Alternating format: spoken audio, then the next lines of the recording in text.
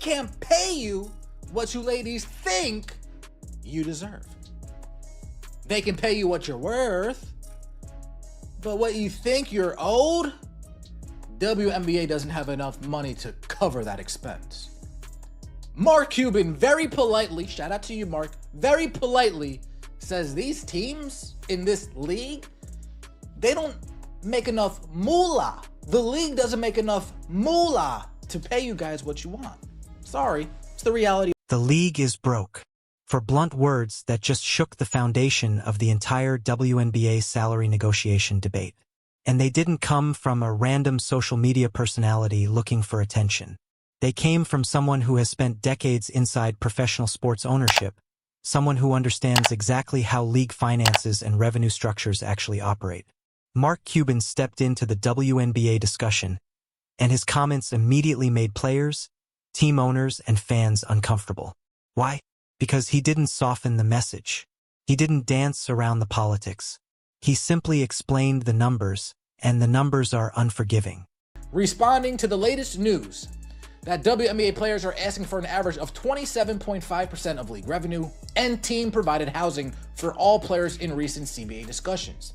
The WNBA's response, unrealistic and would cause hundreds of millions of damage.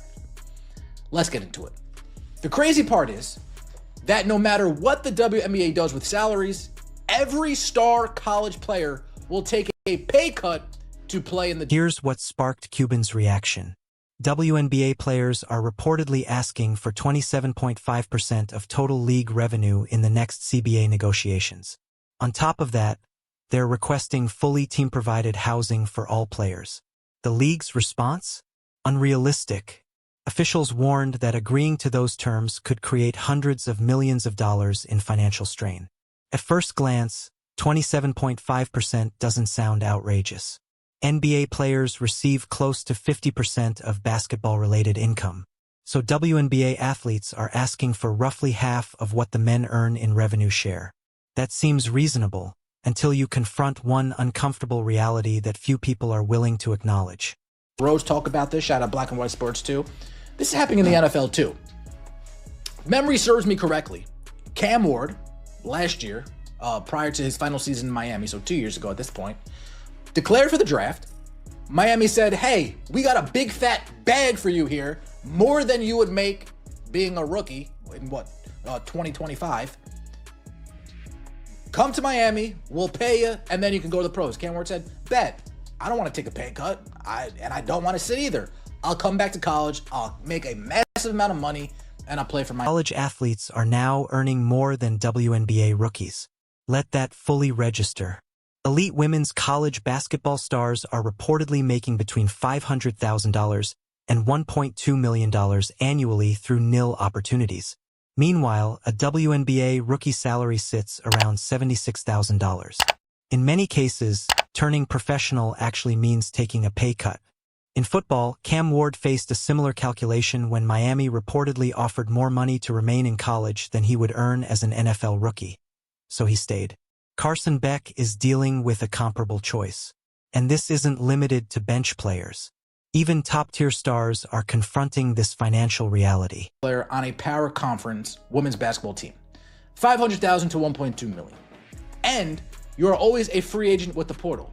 You get your room and board paid for, and you can get a good education if you work at it. It's all subsidized by donors and shared school revenues, which makes it more similar to Europe, where companies subsidize teams than to the WNBA. In the NBA, a team can't go to a sponsor and negotiate a direct payment deal for a player. In college, they effectively can with NIL money. When I have written checks to IU, I knew which players were trying to get with the money. Quote, parentheses, although I never tied the money. Some critics respond by saying, why not use money from other franchises? Why not pull from Golden State Warriors revenue? Or Portland Trail Blazers revenue? That's where Cuban draws a hard line. He argues that WNBA franchises simply do not generate the surplus margins from ticket sales, sponsorships, and shared media revenue needed to dramatically increase salaries through internal cash flow. Read that carefully. The cash flow isn't there. According to him, this isn't about greedy ownership or the NBA refusing to help. It's about the underlying business model. The revenue base doesn't yet support the demands.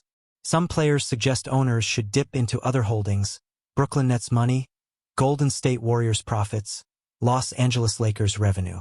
Cuban's answer is direct. That money belongs to the owners, not the league. Uh-oh. WNBA teams don't have the margin dollars from tickets, sponsors, and shared revenues like TV to pay bigger salaries using their own cash flow. Own cash flow. Now these players would say, hey, why don't you just dip into some of your Brooklyn Nets cash? Why don't you just dip into some of your Golden State Warriors cash? Why don't you just dip into some of your Portland Trail Blazers? Cuban also acknowledged that nil opportunities won't be evenly distributed. Larger markets naturally attract more sponsors, deeper corporate partnerships, and stronger endorsement pipelines.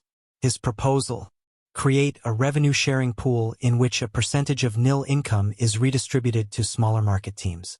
It mirrors how jersey sponsorship structures already function. The true value of a jersey patch isn't limited to local broadcasts or home attendance. It comes from national exposure, playoff visibility, and merchandise sales. That shared value is distributed across the league.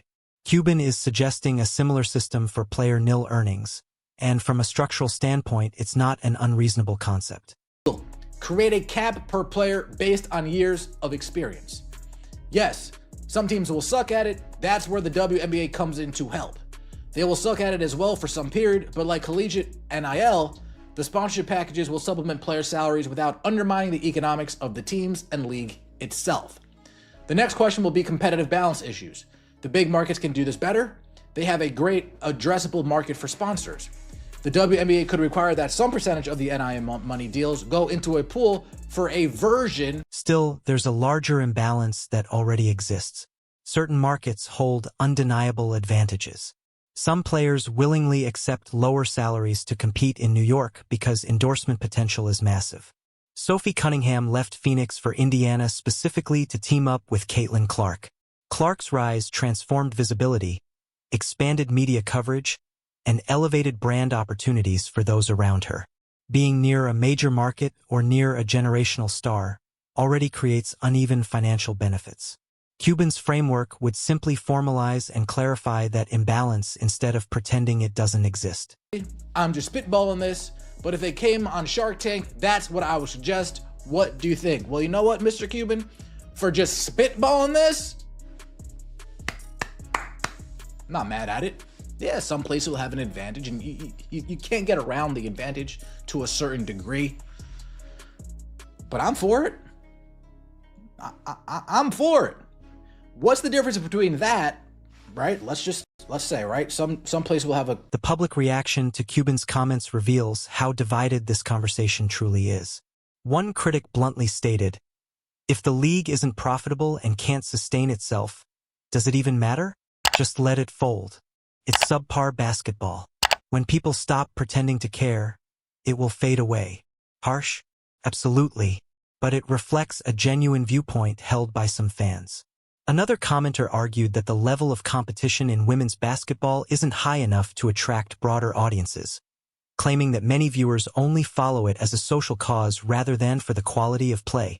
These aren't anonymous trolls shouting into the void. They're individuals expressing why they believe the revenue disparity exists in the first place. If true that the league isn't profitable and able to stand on its own, does any of it matter? Just let it fold. It's subpar basketball. Once everyone is done pretending to care about it, it'll fade away naturally. Yikes. Yikes. The big problem is that no one watches women's basketball because the level of competition is so low. Men are so much better at the game. This looks like a woman saying this as well, so I don't want to see anything in the comments. Men are so much better at the game that you're essentially watching middle school level hoops. The game is boring for everyone that doesn't see it as a social cause. Damn! Damn. ChatGPT said, "Now here's where the conversation becomes even more compelling." One detailed response online cut straight to the heart of the issue. The argument was that the ownership and vision structure itself is flawed. Some players believe the surge in attendance and ratings is proof that the league's overall product is finally being appreciated. The commissioner has pointed to digital innovation, including a new mobile app, as a driver of growth. Other stakeholders argue the league should lean further into a specific cultural identity and a more physical, half-court style reminiscent of 1980s NBA basketball.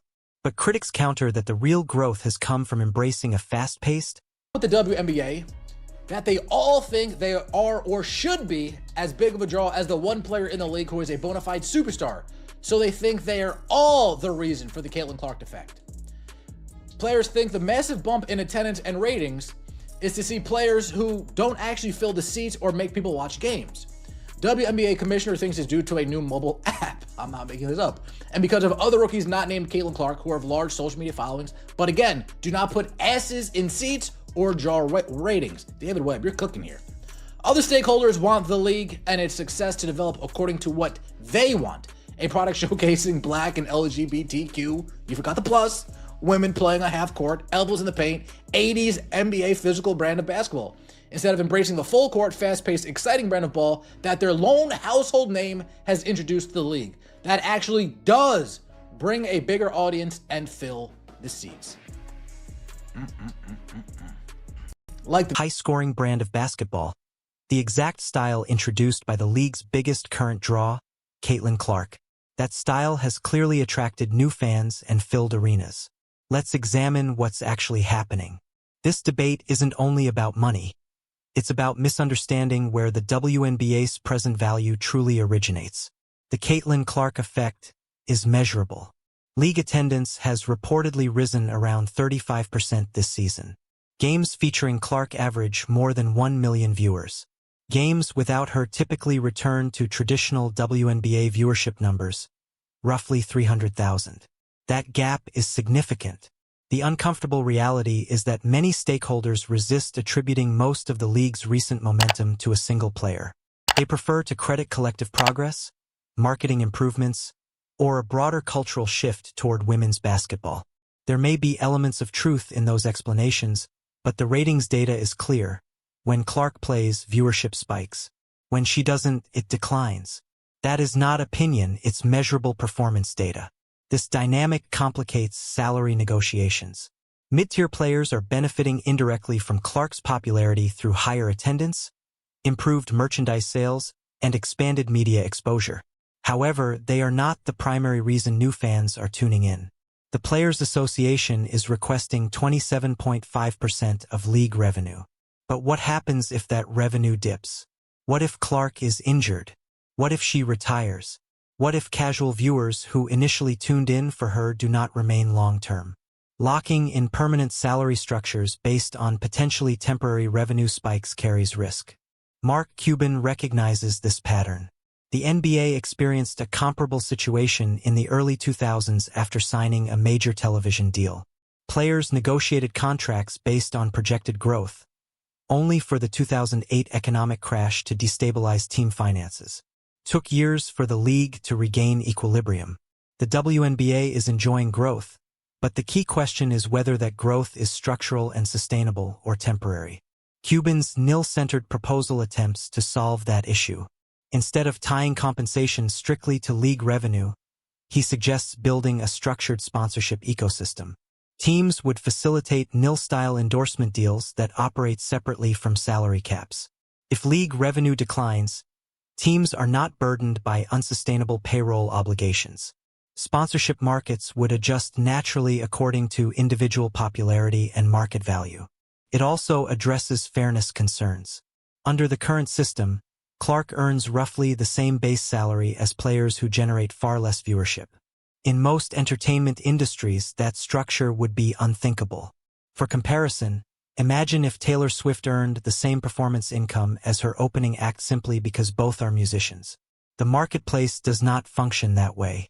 Nil deals would allow Clark to potentially earn millions through endorsements while others earn amounts proportionate to their drawing power. That is market-based compensation. Critics argue this model would increase inequality. However, Inequality driven by performance and revenue contribution differs from inequality based on arbitrary characteristics. Professional sports leagues operate on value generation. The challenge is that the WNBA has historically positioned itself as both a competitive sports league and a social impact platform. Those dual identities can create conflicting compensation philosophies. If operating strictly as a business, compensation must reflect economic contribution. Another layer complicates matters. The WNBA has been financially supported by the NBA since its founding and has not consistently generated independent profitability. The NBA produces roughly $10 billion in annual revenue, while the WNBA generates closer to $200 million, approximately a 50-to-1 difference.